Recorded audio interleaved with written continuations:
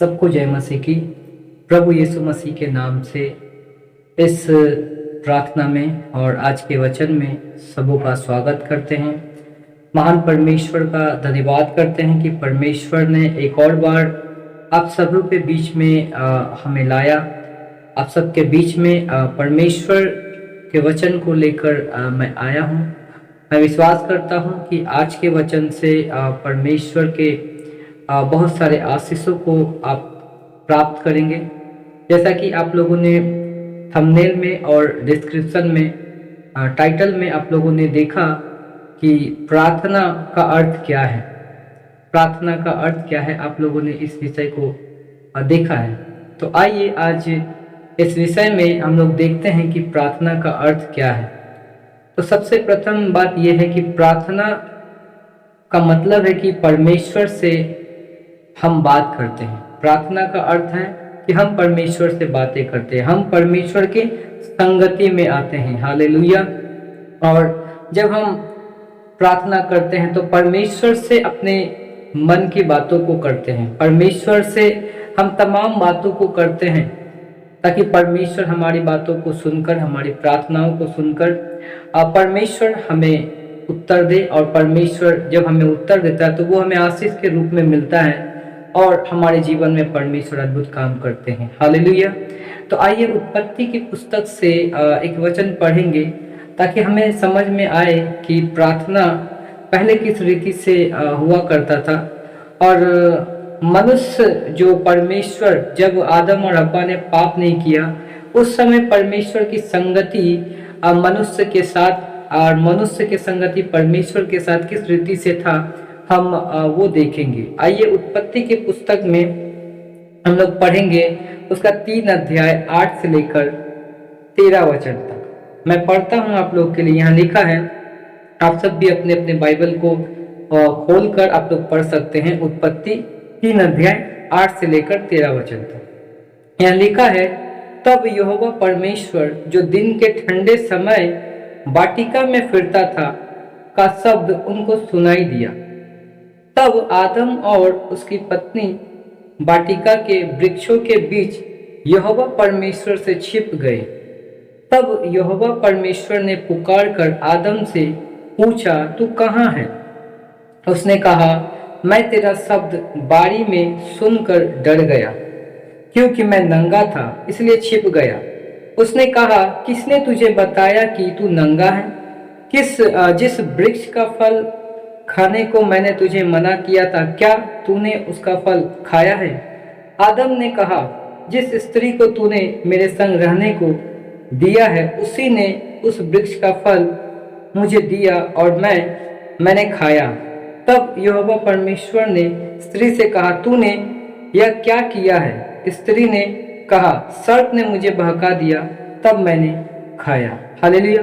तो मेरे प्रिय भाइयों और बहनों, यहाँ पर हम इस बात को समझ सकते हैं कि जब तक आदम और हव्वा ने पाप नहीं किया, जब तक आदम और हव्वा ने परमेश्वर की आज्ञाओं को नहीं टाला, परमेश्वर की आज्ञाओं के अनुसार जब तक अदन की वाटिका में था तब तक वो मानता गया। लेकिन जब हम देखते हैं कि परमेश्वर ने उसे भले और बुरे के ज्ञान का फल जो था उसे खाने से मना किया, उसे कहा कि यदि तू खाएगा तो अवश्य ही मर जाएगा।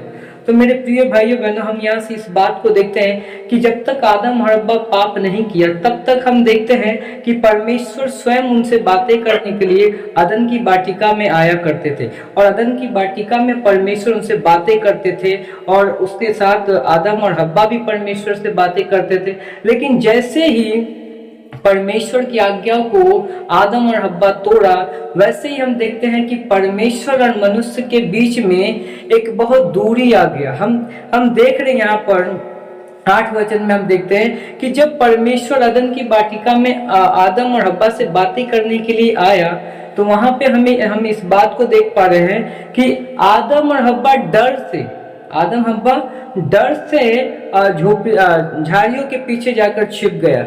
क्यों? डर क्या था? क्योंकि उसने परमेश्वर की आज्ञाओं को उसने टाल दिया, उसने तोड़ दिया। इसलिए उनको डर सता रहा था कि कहीं परमेश्वर मुझे सताए ना, कहीं परमेश्वर मुझे सजा ना दे। इसलिए परमेश्वर के शब्दों को सुनकर, आवाज को सुनकर आदम और हव्वा डर कर वो झाड़ी के पीछे छुप गया। लेकिन जब परमेश्वर ने कहा कि तुझे किसने कहा, क्या तूने उस वृक्ष का फल खाया जिसे मैंने मना किया, तो आदम ने वहां पे दोष देना आरंभ किया कि नहीं, आपने जिस स्त्री को मुझे दिया उसने मुझे कहा और मैंने खाया। तो इस तरह से हम देखते हैं कि प्रार्थना जो था, यानी कि परमेश्वर के साथ जो संगति था मनुष्य का, वो संगति यहाँ पे बिगड़ चुका, यहाँ पर वो संगति टूट चुका था। और टूटने के कारण ही, जैसे कि इब्रानियों की पत्री में 5 अध्याय में इस प्रकार से लिखा है कि एक आदम के द्वारा जगत में पाप प्रवेश किया और दूसरे आदम के द्वारा उद्धार आया। हालेलुया।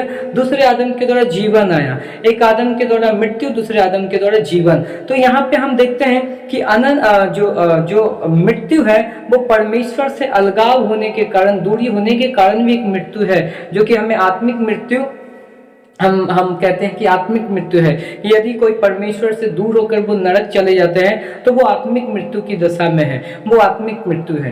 तो इसी प्रकार से हम देखते हैं कि परमेश्वर की संगति में पहले आदम और हव्वा था, लेकिन बाद में जब आदम और हव्वा ने पाप किया तो वो संगति, वो कनेक्शन जो था वो टूट गया। और टूटने के बाद वो क्या हुआ, वो फिर से परमेश्वर, हम जानते हैं कि परमेश्वर ने अदन की वाटिका से आदम और हव्वा को बाहर निकाल दिया। हालेलुया। उसी प्रकार से उसके बाद कई वर्षों के बाद हम देखते हैं कि फिर से मनुष्य क्या है कि फिर से परमेश्वर से प्रार्थना करना आरंभ किया, फिर से परमेश्वर के साथ संगति में आने का अवसर प्रदान किया। वो कैसे हैं और वो कौन था जो कि प्रार्थना तब से फिर से आरंभ हुआ।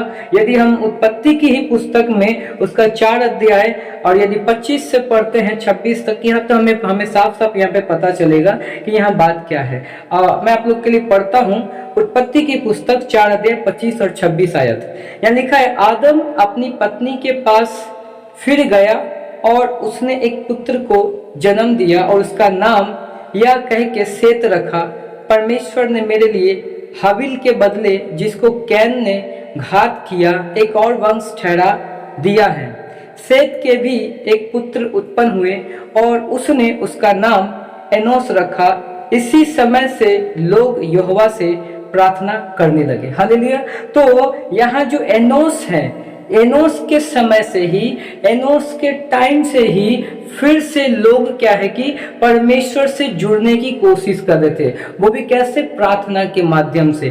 प्रार्थना परमेश्वर से करते थे, परमेश्वर से वो बातें करते थे एनोस के समय से। तो जब हम बाइबल में देखते हैं तो इस तरह से, तो प्रार्थना क्या है? प्रार्थना का अर्थ है परमेश्वर से बातें करना।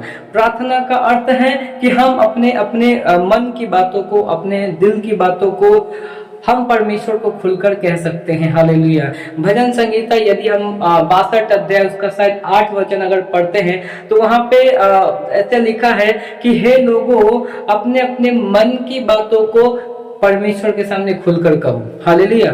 तो इस प्रकार से बाइबल कहता है कि हमें अपने मन की बातों को परमेश्वर से कहना चाहिए। और जब हम परमेश्वर से बातें करते हैं तो उसकी संगति हम करते हैं, उसकी महिमा करते हैं, उसके साथ हम समय बिताते हैं। तो इसका मतलब यह है कि प्रार्थना ना सिर्फ अपने मन की बातों को करना, बल्कि हम जितने देर तक प्रभु के चरणों में बैठकर जितने देर तक हम प्रार्थना करते हैं, वो समय क्या है? वो परमेश्वर के साथ संगति करना। हालेलुया। परमेश्वर के साथ संगति करना, क्योंकि परमेश्वर आदम और हव्वा के साथ संगति करने के लिए अदन की वाटिका में आया करते थे। लेकिन जैसे ही हम देखे हैं कि आदम और हव्वा ने परमेश्वर की आज्ञाओं को तोड़ दिया, वो संगति भी नाश हो गया। वो उसका जो परमेश्वर जो आदम के साथ जो डायरेक्टली उस समय बातचीत हुआ करता था, वो कनेक्शन क्या हुआ? कट गया। हालेलुया। लेकिन फिर से हम देखते हैं एनोस के टाइम से लोग फिर से परमेश्वर से जुड़ने की कोशिश किया। और वो कोशिश कब कैसे हुआ? वो लोग प्रार्थना के माध्यम से परमेश्वर से बातें करते थे। हालेलुया। तो परमेश्वर आज के इस वचन से आप सबको आशीष दे। मैं विश्वास करता हूँ कि आप लोग इस वचन से आशीषित हुए हैं। परमेश्वर और भी आप लोग को ब्लेस करे। आइए हम छोटी सी प्रार्थना करें। पवित्र परमेश्वर, मैं आपका धन्यवाद करता हूँ प्रभु जी। आज इस जो विषय में प्रभु जी हमने सीखा मेरे परमेश्वर कि प्रार्थना का अर्थ क्या है। मेरे परमेश्वर, हमने सीखा मेरे परमेश्वर की प्रार्थना का अर्थ है आपके साथ बातें करना प्रभु जी, आपके साथ संगति करना मेरे परमेश्वर। हालेलुया। जो संगति आप मनुष्य के साथ करते थे प्रभु, आदम और हब्बा के साथ करते थे, लेकिन आदम और हब्बा ने मेरे परमेश्वर आपके बातों को नहीं माना प्रभु, आपके आज्ञाओं को नहीं माना प्रभु, जिसके कारण वो जो संगति था मेरे परमेश्वर, वो संगति टूट गया प्रभु। लेकिन मैं आपका धन्यवाद करता हूँ, फिर एनोस के टाइम से प्रभु लोग प्रार्थना के माध्यम से प्रभु आपके सम्मुख आने लगे प्रभु, और प्रार्थना के माध्यम से आपको पुकारने लगे प्रभु, आपसे बातें करने लगे। इसलिए याकूब की पत्री में इस प्रकार से लिखा है कि तुम परमेश्वर के निकट आओ तो परमेश्वर तुम्हारे निकट आएगा। हालेलुया।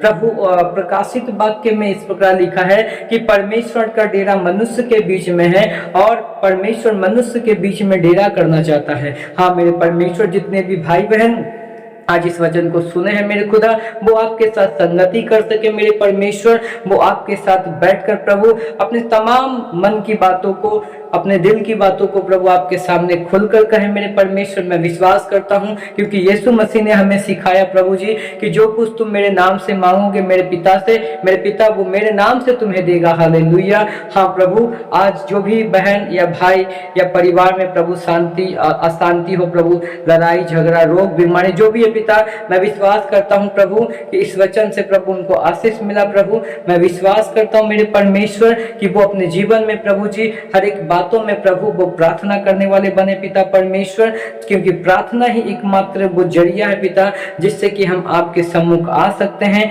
और आपको हम जान सकते हैं, आपको समझ सकते हैं प्रभु। हालेलुया। मैं आपका धन्यवाद करता हूँ। आपने यिर्मयाह की पत्री उसका 33 अध्याय 3 में कहा कि मुझसे प्रार्थना कर, तब मैं तुझे बड़ी बड़ी और कठिन बातें बताऊंगा जिन्हें तू अभी नहीं समझता। हाँ प्रभु जी, आपके जितने भी बेटे और बेटी है प्रभु जी, उनको खुदावंद परमेश्वर आप आशीष करें प्रभु, ताकि खुदा उनको जो बातें नहीं पता है प्रभु जी, उन बातों को प्रभु आप उनको सिखाए यीशु मसीह के नाम से। मैं धन्यवाद करता हूँ पिता, प्रभु यीशु मसीह के नाम से प्रार्थना मांगता हूँ। आमीन आमीन।